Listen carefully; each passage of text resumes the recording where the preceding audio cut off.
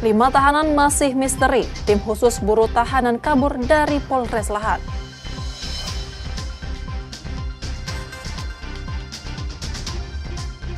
Warga Lorong Terusan 1 Palembang resah soal jalan rusak berlubang tak kunjung diperbaiki. Keberangkatan calon haji embarkasi Palembang, pelayanan jemaah lansia jadi prioritas.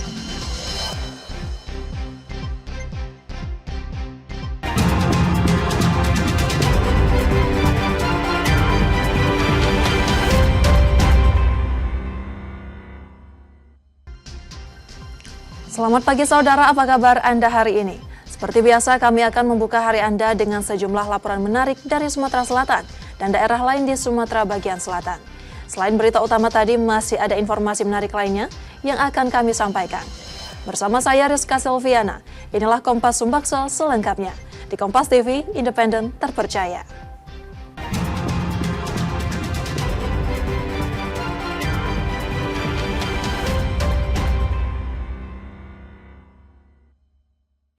Kita awali informasi pertama saudara. Polres Lahat menangkap kembali 3 dari 8 tahanan yang kabur dari rumah tahanannya pada Minggu 27 April 2025. Sebelumnya 8 tahanan Polres ini kabur dengan merusak dinding bagian belakang tahanan Polres tersebut. 3 tahanan Polres Lahat yang kembali tertangkap usai kabur berada di 2 lokasi, masing-masing di Kecamatan Gumai Talang Lahat dan Kecamatan Blimbing Muara Enim. Seperti dikutip dari Tribun Sumsel, tahanan yang berhasil ditangkap masing-masing Andres Wardi, Irfan Suryadi, dan Dika Cahyadi. Tim khusus bentukan Polres Lahat saat ini masih melakukan perburuan dari 5 tahanan lainnya yang kabur dari rutan Polres tersebut. Sebelumnya 8 tahanan kabur dari rutan Polres Lahat pada Minggu 27 April 2025 dini hari. Mereka merupakan tahanan penyalahguna narkoba 5 orang dan 3 tahanan kriminal umum. Mereka diduga merusak dinding tahanan bagian belakang dengan obeng yang dimodifikasi. Dari peristiwa ini, selain membentuk tim khusus memburu para tahanan, Polres Lahat juga tengah memeriksa anggotanya yang bertugas jaga pada saat peristiwa terjadi. Tim Liputan, Kompas TV, Lahat, Sumatera Selatan. Saudara Polda Sumatera Selatan mengerahkan tim khusus untuk memburu 5 tahanan Polres Lahat yang masih belum tertangkap usai kabur. Sementara itu, sejumlah personel yang bertugas saat kejadian masih menjalani pemeriksaan oleh Propam Polres Lahat. 8 tahanan Polres Lahat kabur pada Minggu 27 April 2025 dini hari. Mereka melarikan diri diduga dengan menjebol dinding belakang tahanan, tepat di area toilet yang tidak terjangkau kamera pengawas menggunakan obeng. 3 orang tahanan ditangkap kembali di wilayah Kabupaten Lahat dan Muara Enim.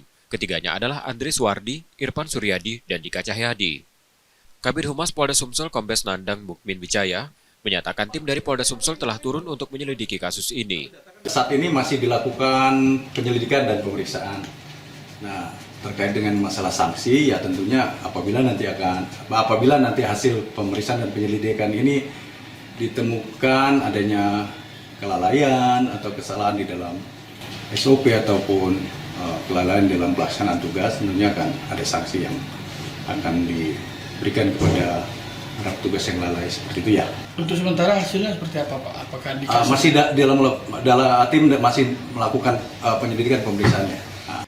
Kabid Humas menegaskan jika ditemukan unsur kelalaian dari petugas jaga yang saat ini masih diperiksa akan diberi sanksi tegas. Sementara itu pengejaran pada 5 tahanan lainnya yang masih buron terus dilakukan.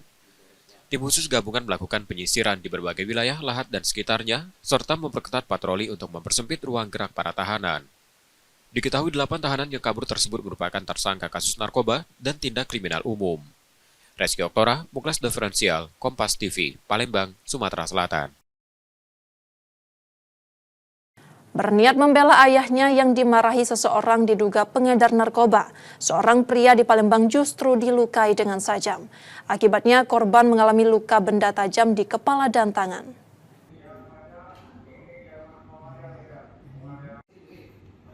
Setelah mendapat perawatan di rumah sakit, Randy melaporkan tetangganya YG ke Polrestabes Palembang atas dugaan penganiayaan. Dalam keterangannya, Randy menyebutkan kejadian saat YG datang ke rumahnya di Kecamatan Seberang Ulu 1 Palembang dan memarahi ayahnya tanpa alasan jelas. Mendengar keributan di depan rumah, Randy keluar untuk melerai. Namun bukannya reda, YG sempat pulang ke rumahnya lalu kembali dengan membawa senjata tajam. Pelaku langsung mengayunkan sajam kepada Randy. Akibat serangan itu, kepala korban harus mendapatkan jahitan. Randy juga mengungkapkan YG diduga sebagai pengedar narkoba di lingkungan tempat tinggal mereka. Karena mereka tuh sudah meresahkan Pak di lorong kita tuh Pak. Tapi kadang-kadang kita sudah pengaduan di RT juga minta tindakan sama mereka Pak. Meresahkan ke mana itu maksudnya? Meresahkan tuh di lorong warga tuh pengen mereka tuh pindah dari sana Pak. Karena ganggu Pak. Mengganggu keamanan di sini tempat kami di sini. Jual sabu juga Pak. Ganggu gitu Pak. Sudah sering jadul Kami tidak usil Pak, dia jual sabu. Sementara itu, Kasat Reskrim Polrestabes Palembang AKBP Andri Setiawan saat dikonfirmasi melalui pesan singkat membenarkan pihaknya telah menerima laporan korban. Dari hasil penyelidikan sementara, YG diduga mengalami gangguan kejiwaan. Yudi Kiswanto, Kompas TV, Palembang, Sumatera Selatan. Sejak 2017, Jalan Lorong Terusan 1 di Kelurahan 5 Ulu Palembang rusak parah. Bahkan dalam 2 tahun terakhir, jalan ini tak lagi bisa dilalui kendaraan. Kondisi tersebut menyulitkan warga terutama saat harus membawa pasien dari bidan setempat. Warga pun berharap pemerintah kota segera turun tangan untuk memperbaiki jalan yang menjadi urat nadi jalan mereka.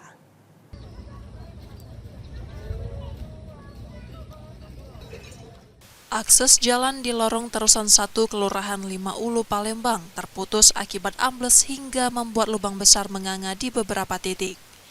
Lubang-lubang itu bahkan sudah dipenuhi rumput liar. Warga mengeluhkan kondisi jalan yang dulunya bisa dilalui mobil, kini berubah menjadi jalan setapak licin di tepi anak sungai. Ketua RT 43 Kelurahan 5 Ulu Ahmad Riansyah Putra mengatakan banyak warganya yang terjatuh ke lubang bahkan sampai tercebur ke anak sungai. Selama ini sudah ada pejabat dan anggota dewan yang meninjau lokasi, namun belum ada perbaikan hingga saat ini. Untuk dampaknya itu ya susah akses jalan kita Pak. Jadi kan kita kan sebagai warga Lorong Terusan 1 nggak bisa melalui jalan yang kita punya sebagai Lorong Terusan 1 gitu, jalan utama kita. Jadi kita apa? Jalan kaki jadi? Ya jalan kaki juga aja susah. Keluhan serupa disampaikan Mardiana, bidan praktik di RT 43. Ia mengaku kesulitan merujuk pasien terutama ibu hamil akibat jalan yang rusak parah.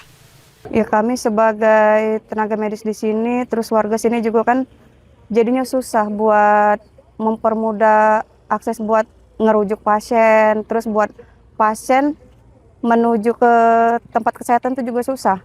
Seandainya pasien yang dari RT 42 buat ke praktek itu susah, terus muter-muter kejauhan muter, sedangkan pasien tadi itu sudah kadang tidak kuat, gitu kan. Jadi buat ngerujuk ke rumah sakit juga kitanya susah, ambulan tidak bisa lewat, terus motor juga susah. Terpaksa pasiennya nak jalan dulu, menyeberang. Iya, digotong. Warga berharap pemerintah Kota Palembang segera hadir dan memberikan solusi lewat perbaikan infrastruktur agar aktivitas masyarakat tak terganggu. Tim Liputan Kompas TV, Palembang, Sumatera Selatan.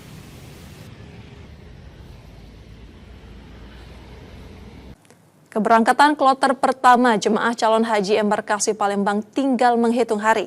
Dijadwalkan berangkat pada 3 Mei 2025, berbagai persiapan terus dimatangkan.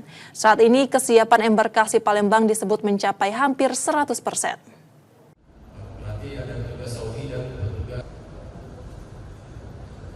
Untuk mematangkan persiapan keberangkatan Haji 2025, rapat koordinasi digelar di Aula Serbaguna Asrama Haji Palembang, Senin 28 April 2025. Kakanwil Kemenang Sumsel mengatakan kesiapan embarkasi Palembang sudah hampir mencapai 100%. Saat ini fokus utama adalah pelayanan bagi jemaah lansia yang tahun ini hampir mencapai 45% dari total jemaah. Penyelenggara menghimbau agar seluruh instansi yang terlibat dapat memberikan pelayanan dengan sepenuh hati. Terkait kesehatan, vaksin polio yang menjadi salah satu syarat haji tahun ini telah diberikan kepada seluruh jemaah. Selain itu, di Tanah Suci nanti, jemaah juga akan mendapatkan vaksin COVID-19 dengan prioritas utama untuk lansia.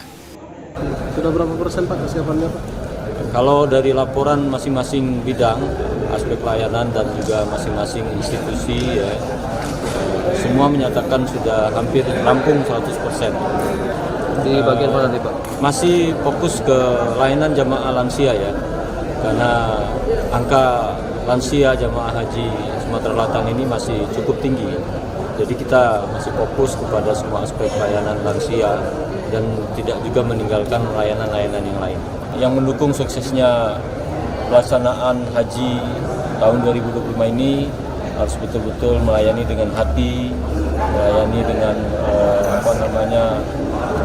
ikhlas ya, jangan sampai ada arogansi dan juga jangan sampai terkesan masyarakat tidak terlayani dengan baik. Tenaga kesehatan tambahan juga sudah disiapkan untuk mendukung kelancaran pelaksanaan ibadah haji. Meningitis dan juga polio. Tadi polio katanya masih proses apa sudah selesai, Pak? Sudah selesai semua. Sudah selesai semua, Pak? Ya, kita kemarin itu 1 dokter, 2 perawat ya. Nah sekarang dibatasi jadi 1 dokter 1 perawat. Nah ini kita juga sudah kita harapkan memang mereka maksimal bekerja, semaksimal mungkin kita usahakan. Walaupun mendadak kesannya 1 jemaah 1 tambah 1 itu ya, tapi kita akan koordinasikan biar mereka ini jangan sampai tidak melayani sepenuh hati. Kita harapkan mereka betul-betul walaupun mereka baru ditunjuk, mereka harus siap. Walaupun mana harus siap. Kloter pertama jemaah calon haji asal Sumsel dijadwalkan mulai masuk asrama haji pada 2 Mei 2025 dan diperkirakan akan diberangkatkan ke Tanah Suci pada 3 Mei 2025 sore hari. Muhammad Reza Pahlevi, Kompas TV, Palembang, Sumatera Selatan.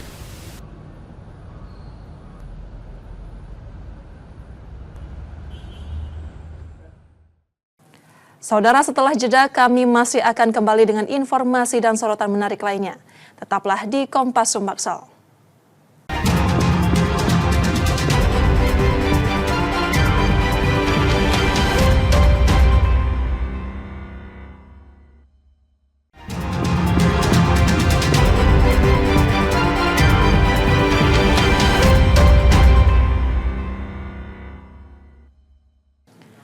Terima kasih Anda masih bersama kami di Kompas Sumbaksel.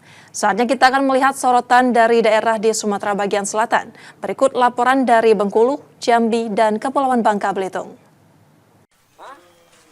Meski sudah menetapkan seorang tersangka berinisial PU, pembunuh 2 bocah yang mayatnya disimpan di dalam karung, polisi hingga saat ini masih terus melakukan pendalaman. Terbaru, polisi memeriksa kedua orang tua tersangka untuk mengetahui lebih jelas fakta di lapangan. Tak hanya itu, 10 orang warga sekitar termasuk orang tua korban turut diperiksa terkait adanya isu yang berkembang pasca kasus pembunuhan tersebut. Polisi juga akan menerima jika ada orang yang secara sukarela datang untuk diperiksa sebagai saksi dengan membawa dan menyampaikan fakta sebenarnya.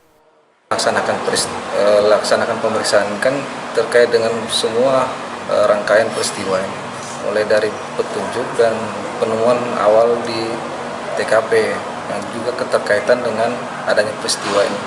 Jika memang ada informasi dari masyarakat yang kiranya dapat membantu segala pihak dari membantu untuk pengungkapan kasus ini, ya kami membuka diri, silahkan. Sementara itu, hingga saat ini keluarga korban meyakini pelaku pembunuhan anaknya lebih dari 1 orang. Pihak keluarga melalui penasehat hukumnya meminta polisi membuka seterang-terangnya kasus ini.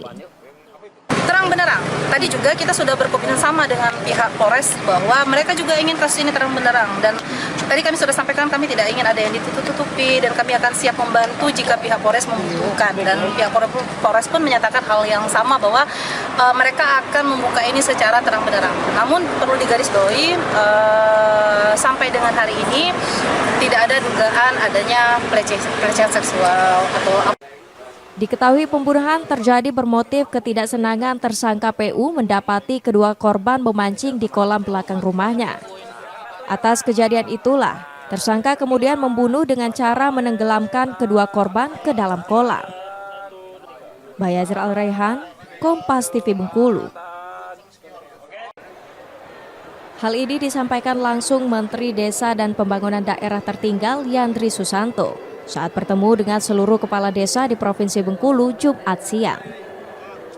Yandri menyebut sebagai bentuk mendukung program pembangunan Koperasi Desa Merah Putih, Mendes akan memberikan sejumlah bantuan seperti pembangunan gudang, pemberian lemari pendingin, alat pertanian hingga truk. Koperasi Merah Putih sendiri merupakan program prioritas dari Kementerian Desa dan Pembangunan Daerah Tertinggal untuk memperkuat perekonomian desa. Yandri juga menegaskan, nantinya Koperasi Merah Putih akan diselaraskan dengan badan usaha milik desa hingga tak perlu khawatir akan menjadi tumpang tindih. Pembangunan desa sangat penting karena peranan desa sangat krusial dalam pembangunan daerah sekaligus pemerataan ekonomi. Jadi Koperasi Desa Merah Putih itu sebuah instrumen ekonomi yang sangat bagus, di mana nanti akan kita bangun gudang-gudang atau beberapa gerai yang ada di Koperasi Desa Merah Putih. Ada apotek, ada klinik, ada sembako, ada pupuk, ada alat pertanian, ada pendingin, ada truk nanti kita bagikan untuk semua desa. Dan saya berharap desa di Bengkulu sebagai contoh yang benar-benar tertib dalam administrasi, tertib juga dalam berusaha, sehingga nanti untungnya itu akan menjadi besar. Yandri meminta kepala desa untuk serius dalam pembangunan desa sehingga pertumbuhan ekonomi sesuai astacita Presiden Prabowo dapat terwujud. Bayazir Al-Rehan, Kompas TV Bengkulu. Viral di media sosial beredar sebuah foto yang memperlihatkan mobil Samsat keliling milik Samsat Jambi mati pajak saat hendak menerobos lampu merah. Bahkan menjadi sorotan warga Jambi, warga menilai adanya ketidakkonsistenan yang dilakukan oleh pemerintah, di mana pemerintah Kota Jambi bersama Samsat tengah giat melakukan razia penertiban pajak kendaraan yang mati. Menanggapi hal tersebut, Kepala UPTD Samsat Kota Jambi Mustar Hadi membenarkan bahwa kendaraan yang dimaksud adalah kendaraan pelayanan Samsat dan memang telah memasuki batas waktu pembayaran pajak. Terkait dengan keterlambatan pembayaran pajak kendaraan mobil tersebut, disebutkan beberapa waktu lalu petugas telah melakukan pelanggaran lalu lintas dan terpantau e-tilang, sehingga menyebabkan proses pembayaran pajak kendaraan tertunda. Oh ya, kita hari ini mengucapkan terima kasih kepada netizen bahwa mobil kita itu menjadi salah satu ikon dalam pembayaran pajak yang terlambat. Ini dikarenakan apa? Dikarenakan mobilnya itu kena proses e-tilang. Jadi e-tilang ini atau e-tele, maka harus kita urus dulu ke Ditlantas. Jadi setelah selesai pengurusan di Ditlantas, baru bisa kita bayar pajak. Nah, jadi bagi warga masyarakat yang prosesnya juga sama atau kendalanya sama dengan apa yang dialami oleh Samkel 2 Samsat Kota Jambi, segera urus pembukaan blokir di Ditlantas Polda Jambi. Karena itu kenapa terjadi? Karena kita melanggar peraturan lalu lintas. Artinya ketika lampu merah kita terobos, kita melihat kiri kanan nggak ada polisi, kita lupa bahwa di atas itu ada CCTV yang selalu mengawasi dalam kurun waktu 24 jam, yang siap menilang tanpa pandang bulu. Atas peristiwa tersebut, Kepala UPTD Samsat Kota Jambi menghimbau kepada seluruh masyarakat untuk taat dan patuh terhadap segala peraturan, terutama aturan berlalu lintas dan segera membayar pajak. Ratnasari, Kompas TV Jambi. Tim SAR Gabungan Basarnas Jambi, Polairut, TNI AL, dan dibantu masyarakat sekitar melakukan pencarian terhadap satu orang korban tabrakan kapal trol dengan pompong milik masyarakat di Desa Tungkal 1, Kecamatan Tunggal Ilir, Kabupaten Tanjung Jabung Barat. Pencarian korban kecelakaan kapal atas nama Hairudin yang hilang di perairan Parit 9 Pangkalan Babu menggunakan kapal rigid buoyancy boat milik Basarnas dan kapal Polairut melakukan penyisiran difokuskan di sekitaran lokasi kejadian. Selain itu, Basarnas juga menggunakan drone thermal untuk melihat visual di sekitar tepi hutan mangrove. Tim gabungan mendapatkan informasi dari nelayan bahwa korban ditemukan mengambang sejauh 4 km ke arah luar dari lokasi kejadian. Tim SAR gabungan langsung menuju lokasi penemuan tersebut, langsung mengevakuasi korban menuju Rumah Sakit Umum Kiai Haji Daud Arif Kuala Tungkal. Setelah korban dievakuasi, tim SAR gabungan melaksanakan briefing penutupan operasi dan semua yang terlibat kembali ke satuan masing-masing. Kita melaporkan bahwa hasil pencarian hari ketiga, korban atas nama Hairudin umur 35 tahun, korban laka kapal, kejadian kapal troll dengan kapal pompong yang mengakibatkan satu orang atas nama Hairudin tadi itu dalam pencarian atau hilang dan 4 keadaan selamat. Pada hari ketiga ini korban ditemukan kurang lebih sekitar pukul 11.30 WIB Korban ditemukan dengan jarak kurang lebih sekitar 4 nautical mile dari lokasi kejadian ke arah luar. Selanjutnya korban langsung dibawa dengan unsur SAR gabungan menuju ke UFC dan korban langsung dibawa ambulan menuju ke Rumah Sakit Umum Kuala Tungkal. Seperti itu. Selain 1 orang korban, 4 orang rekan korban berhasil selamat saat kejadian. Tim Liputan Kompas TV Jambi.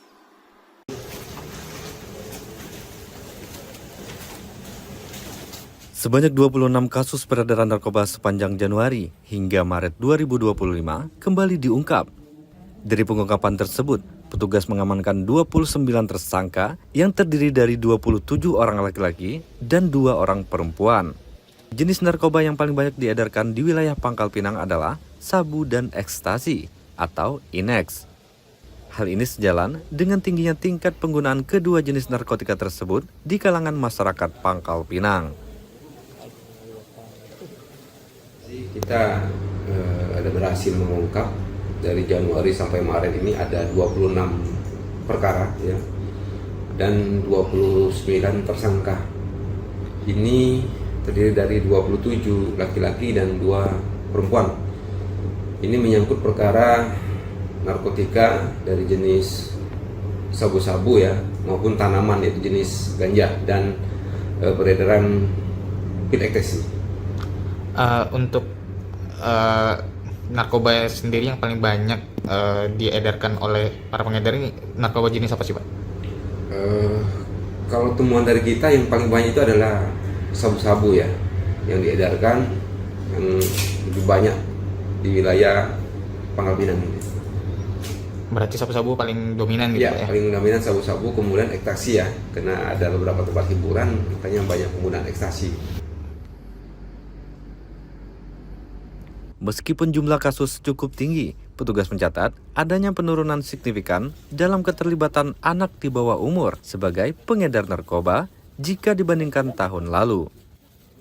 Masyarakat diimbau agar melaporkan segala bentuk yang mencurigakan kepada pihak berwajib untuk terus menekan angka penyalahgunaan narkotika. Nanda Ardiansah, Kompas TV, Pangkal Pinang, Kepulauan Bangka Belitung.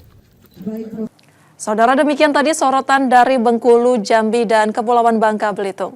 Setelah jeda, kami masih akan kembali dengan informasi menarik lainnya. Tetaplah di Kompas Sumbaksel.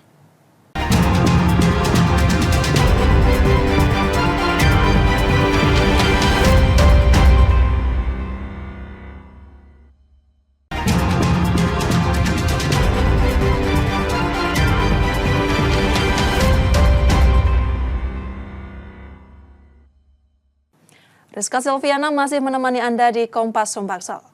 Saudara, seorang pria di Palembang, Sumatera Selatan ditangkap polisi setelah diduga hendak menembak pacarnya menggunakan senjata api rakitan. Aksi ini tak hanya berujung penangkapan, tapi juga membuat pelaku terancam hukuman mati.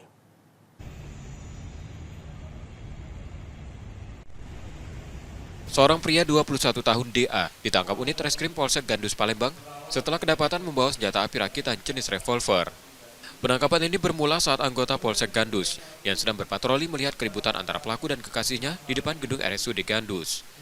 Saat itu pelaku yang merupakan warga Jalan Runjuk Jaya, Kecamatan Ilir Barat 1, terlihat mengejar kekasihnya sambil menenteng senjata api rakitan. Melihat hal tersebut, polisi menangkapnya. Setelah ditangkap, pelaku dibawa ke Polsek Gandus untuk menjalani pemeriksaan.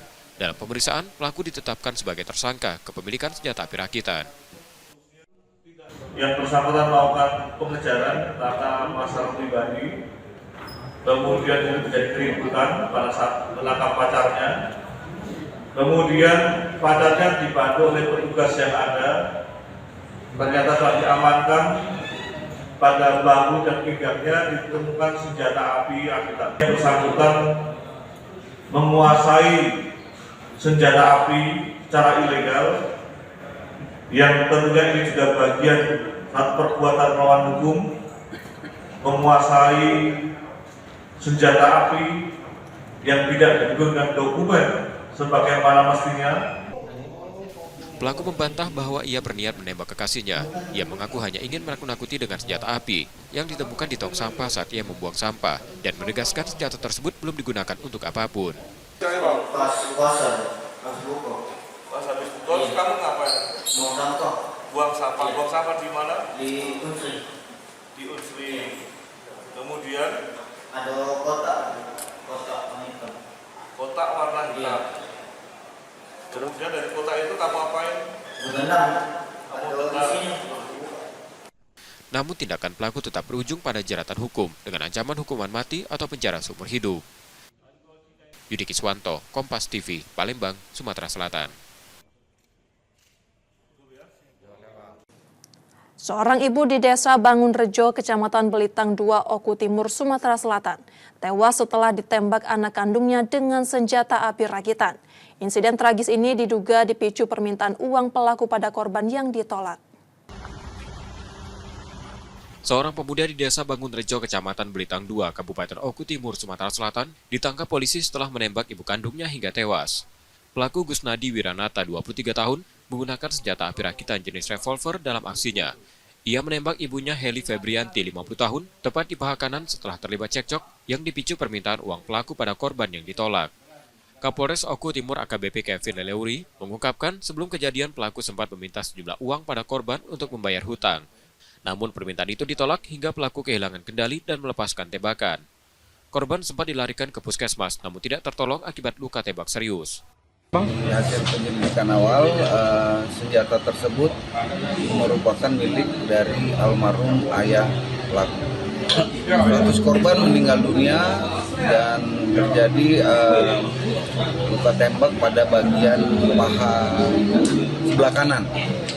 Saat ini pelaku telah ditangkap bersama satu pucuk senjata api rakitan dan 6 amunisinya. Pelaku pun terancam hukuman penjara maksimal 20 tahun.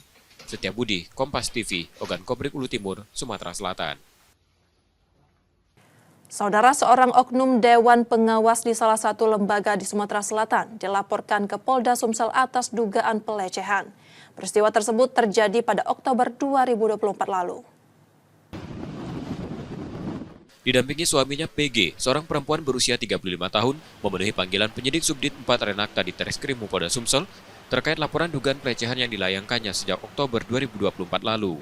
Kehadiran pelapor dijadwalkan untuk konfrontasi, namun terlapor yang belakangan diketahui merupakan oknum Dewan Pengawas di salah satu lembaga tidak hadir.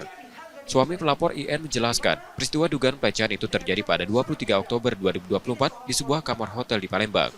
Saat itu pelapor diajak bibinya RL untuk menemui terlapor, namun setelah sampai di lokasi, RL justru meninggalkan pelapor berdua dengan terlapor di dalam kamar. Disitulah menurut pengakuan pelapor, terlapor diduga mulai melakukan tindakan tidak semestinya dan sempat menunjukkan video vulgar. Namun pelapor langsung menolaknya. Sejak kejadian itu, pelapor mengaku kerap menerima pesan-pesan mengganggu dari terlapor melalui WhatsApp. Terlapor memperlihatkan video kepada korban. Yang kedua, terlapor menarik tangan kanan korban dan mencium tangannya. Yang ketiga, terlapor menyenderkan kepalanya di bahu korban tanpa persetujuan korban. Poin yang keempat, mengelus dan mencium kepala korban. Yang kelima, memegang paha dan perut korban, istri saya. Dan yang keenam, menduduki korban, diduga untuk mau melakukan pemerkosaan. Diduga mau melakukan pemerkosaan, tetapi didorong oleh istri saya. Sementara itu, Direktur Reserse Kriminal Umum Polda Sumsel, Kombes Anwar Ekso Wijoyo, menyatakan pihaknya akan segera memeriksa terlapor. Saat ini penyidik masih mengumpulkan alat bukti yang nantinya akan diperiksa di laboratorium forensik. Proses untuk pemenuhan alat bukti, karena kan kita melalui sistem alat bukti kita bawa pelapor juga itu. Termasuk CCTV, Pak? Ya, semua kita kadang harus ada keterangan lapor. Untuk pelaku nanti belum dipanggil, Pak? Untuk yang lapor terduga. Iya. Sebelumnya pelapor juga telah melaporkan kasus ini ke lembaga tempat terlapor, Komnas Perempuan, dan Kementerian Pemberdayaan Perempuan dan Perlindungan Anak. Rizky Oktora, Muklas Diferensial, Kompas TV, Palembang, Sumatera Selatan. Kosongnya stok logam mulia di sejumlah gerai di Palembang membuat warga berbondong-bondong membeli emas perhiasan. Di tengah fluktuasi harga, emas tetap dipercaya warga sebagai instrumen investasi yang aman.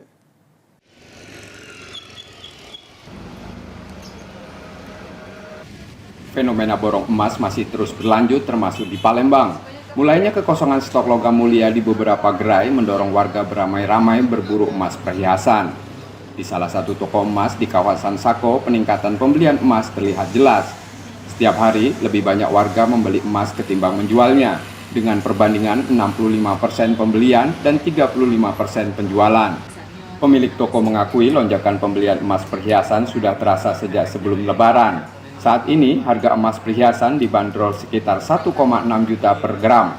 Turun dari sebelumnya sempat menyentuh 1,8 juta per gram. Kalau di toko saya masih banyak terjadi pembelian ya dibanding penjualan. Memang skala prioritas sekitar 65 dibanding 35% penjualan. Ibaratnya masih lebih banyak sedikit lah dibanding yang jual. Karena kan orang dari efek logam mereka ada, mereka pasti tetap beli perhiasan. Peningkatan penjualan sebelum Lebaran sampai sekarang masih banyak yang beli sih trennya.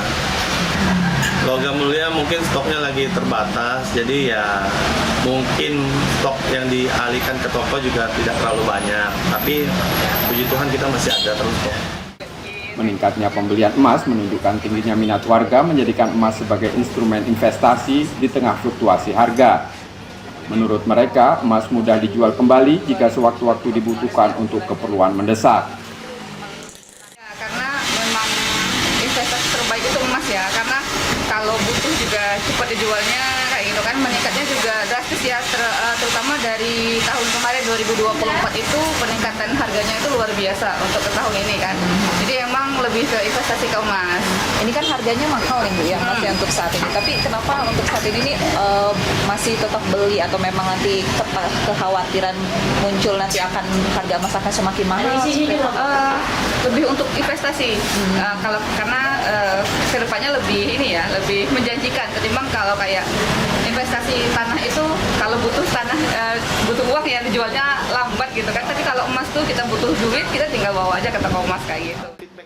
Emas perhiasan pun menjadi pilihan utama di saat stok logam mulia mulai kosong dan pembeli harus melakukan pre-order. Cincin dan kalung dengan berbagai motif serta model custom menjadi jenis perhiasan yang paling banyak diburu. Reski Oktora, Muklas Diferensial, Kompas TV, Palembang, Sumatera Selatan.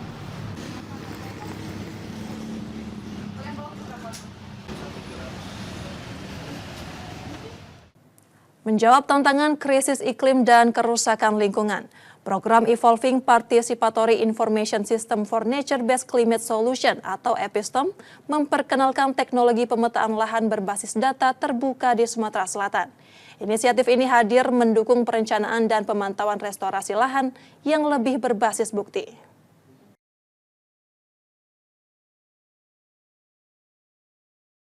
Teknologi yang ditawarkan EPISTEM dirancang terbuka tanpa biaya lisensi dan mudah digunakan siapapun. Mulai dari pemerintah, masyarakat, akademisi, hingga sektor swasta dapat mengakses data berkualitas tinggi yang mendukung pengambilan keputusan yang lebih tepat dan transparan. Program ini menjadi upaya nasional dari sektor pertanian, kehutanan, dan penggunaan lahan lainnya dalam mencegah deforestasi dan memperbaiki lahan terdegradasi.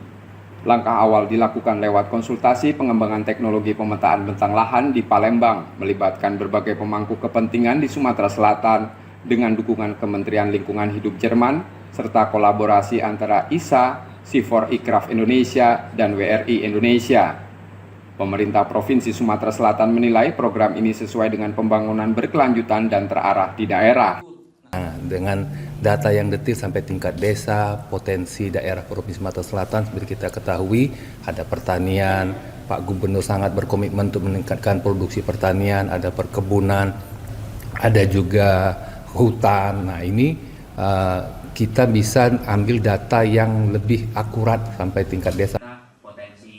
Menurut peneliti senior ISA, teknologi EPISTEM dirancang meningkatkan transparansi dan efisiensi dalam proses restorasi. Pendekatan terbuka memungkinkan semua pihak mengakses dan memanfaatkan data secara optimal. Dari pemetaan, Indonesia kan kita negara kepulauan, jadi memang intensitas keperluan pemetaan itu sangat diperlukan sekali karena kita banyak air, karenanya peta-peta kita tuh banyak awan gitu. Jadi teknologi-teknologi remote sensing yang lebih advance itu memang diperlukan. Jadi di satu sisi potensi solusi alami perubahan iklimnya itu besar sekali untuk Indonesia. Di sisi lain kebutuhan atas inovasi penyediaan teknologi pemetaan juga tinggi.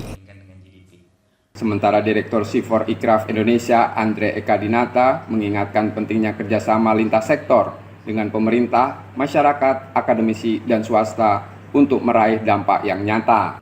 Membuat sebuah teknologi untuk pemantauan bentang lahan dengan harapan nantinya bisa menghasilkan data yang akurat sehingga bisa dipergunakan bagi pemerintah daerah, bagi pemangku kepentingan lain untuk mengelola bentang lahan dengan lebih baik. Pemikiran utamanya adalah bahwa saat ini masalah data, akurasi data, ketersediaan data itu masih menjadi salah satu penghambat dari pengelolaan bentang lahan yang baik. Dengan pendekatan partisipatif dan adaptif, Epistem diharapkan menjadi fondasi penting mendorong solusi iklim berbasis alam yang inklusif, transparan, dan berdampak luas. Tim Liputan, Kompas TV, Palembang, Sumatera Selatan. Murni tentu saja tidak hanya untuk perubahan. Saudara, kami jeda sejenak, setelah itu kami masih akan kembali. Tetaplah di Kompas Sumbaksel.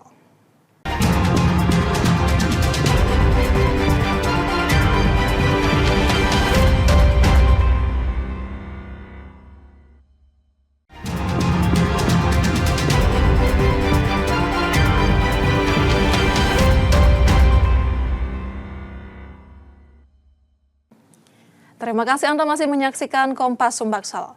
Kita beralih ke informasi olahraga, saudara. Revitalisasi Stadion Kamboja Palembang akan segera dimulai. Pemerintah Kota Palembang berencana menjadikan stadion ini sebagai markas, sekaligus pusat pembinaan sepak bola di kota tersebut.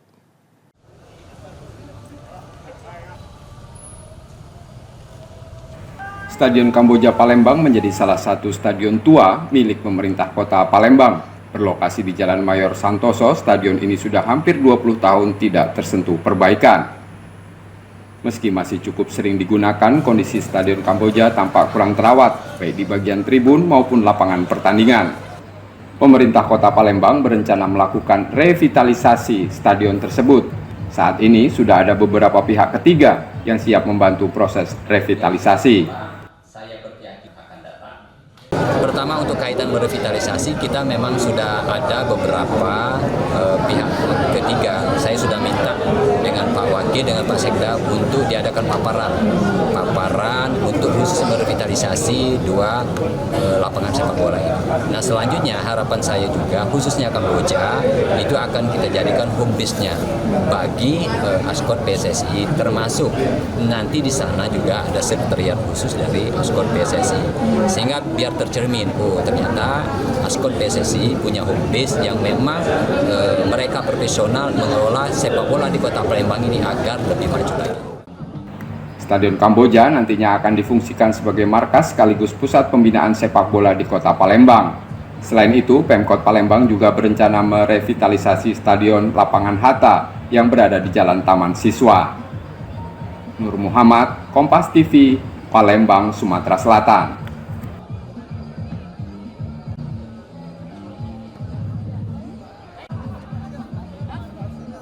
Saudara, kami masih akan kembali lagi. Tetaplah di Kompas Sumbaksel.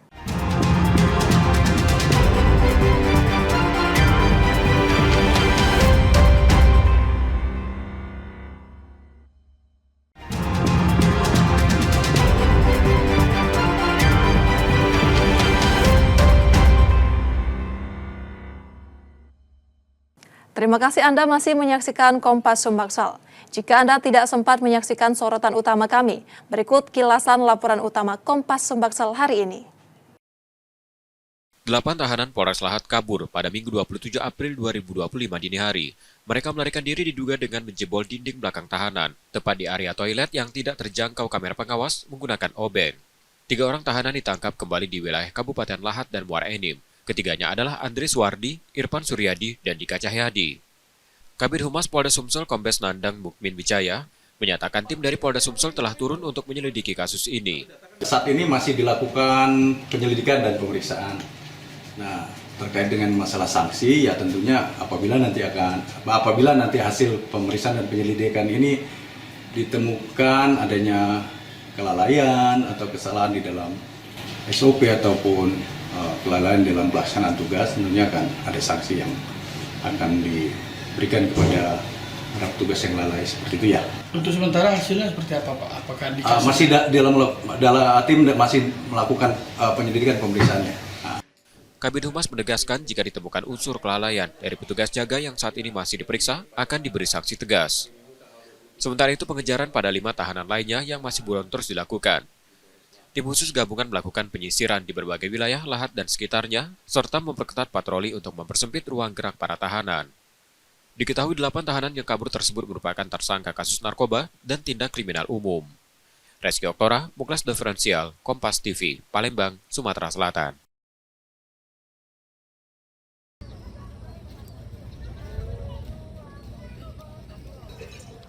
Akses jalan di lorong Terusan 1 Kelurahan 5 Ulu, Palembang terputus akibat ambles hingga membuat lubang besar menganga di beberapa titik. Lubang-lubang itu bahkan sudah dipenuhi rumput liar. Warga mengeluhkan kondisi jalan yang dulunya bisa dilalui mobil, kini berubah menjadi jalan setapak licin di tepi anak sungai. Ketua RT 43 Kelurahan 5 Ulu Ahmad Riansyah Putra mengatakan banyak warganya yang terjatuh ke lubang bahkan sampai tercebur ke anak sungai. Selama ini sudah ada pejabat dan anggota dewan yang meninjau lokasi, namun belum ada perbaikan hingga saat ini. Untuk dampaknya itu ya susah akses jalan kita Pak. Jadi kan kita kan sebagai warga lorong Terusan 1 nggak bisa melalui jalan yang kita punya sebagai lorong Terusan 1 gitu, jalan utama kita. Jadi kita apa? Jalan kaki jadi? Ya jalan kaki juga aja susah. Keluhan serupa disampaikan Mardiana bidan praktik di RT 43. Ia mengaku kesulitan merujuk pasien terutama ibu hamil akibat jalan yang rusak parah. Ya kami sebagai tenaga medis di sini, terus warga sini juga kan jadinya susah buat mempermudah akses buat ngerujuk pasien, terus buat pasien menuju ke tempat kesehatan itu juga susah. Seandainya pasien yang dari RT 42 buat ke praktek itu susah, terus muter-muter kejauhan muter, sedangkan pasien tadi itu sudah kadang tidak kuat, gitu kan. Jadi buat ngerujuk ke rumah sakit juga kitanya susah, ambulan tidak bisa lewat, terus motor juga susah. Terpaksa pasiennya nak jalan dulu, menyeberang. Iya, digotong. Warga berharap pemerintah Kota Palembang segera hadir dan memberikan solusi lewat perbaikan infrastruktur agar aktivitas masyarakat tak terganggu. Tim Liputan Kompas TV, Palembang, Sumatera Selatan.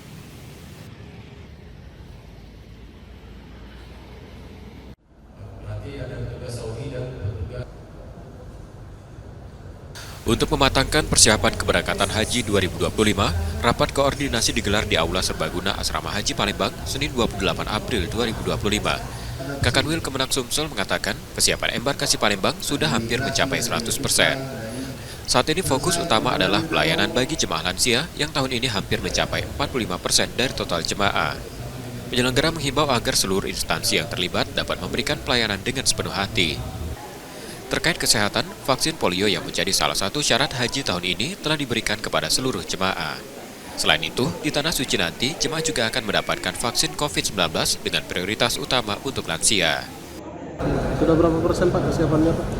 Kalau dari laporan masing-masing bidang, aspek layanan dan juga masing-masing institusi, ya, semua menyatakan sudah hampir rampung 100%.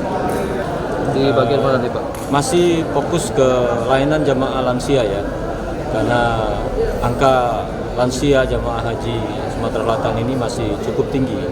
Jadi kita masih fokus kepada semua aspek layanan lansia dan tidak juga meninggalkan layanan-layanan yang lain. Yang mendukung suksesnya pelaksanaan haji tahun 2025 ini harus betul-betul melayani dengan hati, melayani dengan ikhlas ya, jangan sampai ada arogansi dan juga jangan sampai terkesan masyarakat tidak terlayani dengan baik. Tenaga kesehatan tambahan juga sudah disiapkan untuk mendukung kelancaran pelaksanaan ibadah haji. Meningitis dan juga polio. Tadi polnya katanya masih proses apa sudah selesai, Pak? Sudah selesai semua. Sudah selesai semua, Pak? Ya, kita kemarin itu 1 dokter, 2 perawat ya. Nah sekarang dibatasi jadi 1 dokter 1 perawat. Nah ini kita juga sudah kita harapkan memang mereka maksimal bekerja semaksimal mungkin kita usahakan, walaupun mendadak kesannya 1 jemaah 1 tambahan 1 itu ya, tapi kita akan koordinasikan biar mereka ini jangan sampai tidak melayani sepenuh hati. Kita harapkan mereka betul-betul walaupun mereka baru ditunjuk, mereka harus siap, walaupun mana harus siap. Kloter pertama jemaah calon haji asal Sumsel dijadwalkan mulai masuk asrama haji pada 2 Mei 2025 dan diperkirakan akan diberangkatkan ke Tanah Suci pada 3 Mei 2025 sore hari. Muhammad Reza Pahlevi, Kompas TV, Palembang, Sumatera Selatan.